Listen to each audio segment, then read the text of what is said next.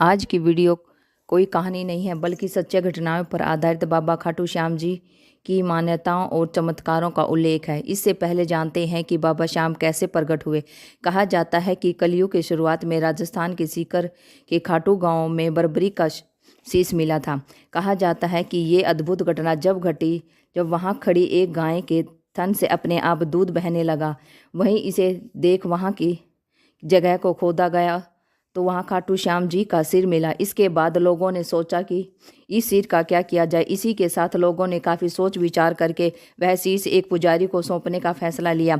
अब बात आती है निर्माण की। इसके बाद वहाँ के राजा रूप सिंह को मंदिर बनवाने का सपना आया और उन्होंने इस जगह पर मंदिर निर्माण शुरू करवाया और खाटू श्याम की मूर्ति स्थापित करने के आदेश दिए। 1027 ईस्वी में राजा रूप सिंह द्वारा बनाए गए इस मंदिर को एक भक्त द्वारा मंदिर को एक अलग रूप दिया गया। दीवान अभय सिंह ने 1720 में इसका पुनर्निर्माण में पत्थरों और संगमरमर का उपयोग किया गया और द्वार को सोने की पत्ती से सजाया गया। जाने वीर योद्धा बर्बरी के बारे में। कहा जाता है कि अगर ये योद्धा यानी कि बर्बरी महाभारत का युद्ध लड़ता तो महाभारत का युद्ध 1 मिनट में खत्म हो जाता। महाभारत काल का ऐसा योद्धा जो भीम के पुत्र और घटोत्कच के बेटे बर्बरीक हैं, उनके पास ऐसी दिव्य शक्तियां हैं जिनके एक बाण से पूरे महाभारत युद्ध का फैसला हो सकता था। बर्बरीक के माता पिता दोनों ही शक्तिशाली योद्धा थे। बर्बरीक की माँ जो कि बहुत कुशल योद्धा होने के साथ साथ एक विदुषी और बर्बरीक जी की गुरु भी थी। बर्बरी को उसकी माँ ने सिखाया था कि हमेशा लड़ाई में उसे कमज़ोर पक्ष का साथ देना है। इसलिए वह युद्ध में हमेशा उस पक्ष की ओर से लड़ते थे जो हार रहा होता था। बर्बरीक जी को शिव का अवतार माना जाता है। बर्बरीक बहुत ही पराक्रमी योद्धा थे। कहा जाता है कि वे अपने तप से उन्होंने दिव्य शक्ति हासिल की थी। बर्बरी के पास 3 ऐसे बाण थे जिससे युद्ध क्षेत्र में पूरी सेना का 1 मिनट में खात्मा किया जा सकता था। ये बाण अपना लक्ष्य भेद वापस उनके पास आ जाते थे। इसी वजह से बर्बरी को कभी कोई हरा नहीं सकता था। बर्बरीक महाभारत का युद्ध लड़ना चाहता था, इसलिए वह कुरुक्षेत्र के लिए निकल पड़ा। श्री कृष्ण जी को जब पता चला कि उन्हें लगा कि बर्बरीक आ गया तो युद्ध का परिणाम उलट हो जाएगा। इसलिए श्री कृष्ण जी एक ब्राह्मण का वेश धारण कर बर्बरीक के सामने पहुंच गए। श्री कृष्णा जी ने ब्राह्मण के वेश में बर्बरीक से भिक्षा मांगी। जब बर्बरीक ने पूछा कि भिक्षा में क्या चाहिए तो कृष्णा जी ने उनका शीश मांग लिया। बर्बरीक को पता चल गया कि ये कोई सामान्य व्यक्ति नहीं है। उन्होंने पहचान पूछी, तब श्री कृष्णा जी ने अपने असली भेष में आ गए। फिर बर्बरीक ने कृष्णा जी को साक्षात देकर अपना शीश उन्हें सामने अर्पित कर दिया। बर्बरीक ने कृष्ण जी के सामने शर्त रखी कि उन्हें महाभारत का युद्ध देखना है। श्री कृष्णा जी ने बर्बरीक का सिर एक ऊंचे टीले पर रख दिया जहां से उन्हें युद्ध का पूरा नज़ारा दिख रहा था। इस तरह बर्बरीक की ये कामना भी पूरी हो गई।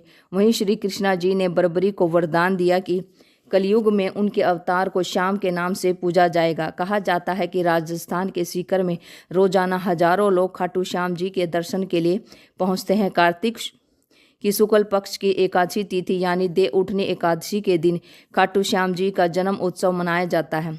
इस दिन भगवान खाटू श्याम की विधिवत पूजा अर्चना की जाती है। प्रत्येक वर्ष होली के दौरान खाटू श्याम जी का मेला लगता है। इस मेले में देश विदेश से भक्तजन बाबा खाटू श्याम जी के दर्शन के लिए आते हैं। इस मंदिर में भक्तों की गहरी आस्था है। बाबा श्याम, हारे का सहारा, लख दातातार, खाटू श्याम जी, मोरवी नंदन, खाटू का नरेश और शीश का दानी, इन सभी नामों से खाटू श्याम को उनके भक्त पुकारते हैं। खाटू श्याम जी के मेले का आकर्षक यहाँ होने वाले मानव सेवा भी है। बड़े से बड़े घराने के लोग आम आदमी की तरह यहाँ आकर श्रद्धालुओं की सेवा करते हैं। कहा जाता है कि ऐसा करने से बहुत पुण्य प्राप्त होता है। श्याम जी का प्रिय भोग खाटू श्याम जी को 3 भोग लगाए जाते हैं। सबसे पहला और सबसे प्रिय भोग गौ माता का कच्चा दूध है। श्याम जी का दूसरा भोग है खीर और चूरमा। आप इस भोग को घर से भी बना कर ला सकते हैं। बाबा जी का तीसरा भोग पंचमेवा। इस तरह आप जब भी बाबा श्याम के दर्शन करने आए तो इन तीनों भोगों में से कुछ भी भोग लगा सकते हैं। बाबा श्याम के दरबार में जो भी मुराद मांगी जाती है वो अवश्य ही पूरी होती है।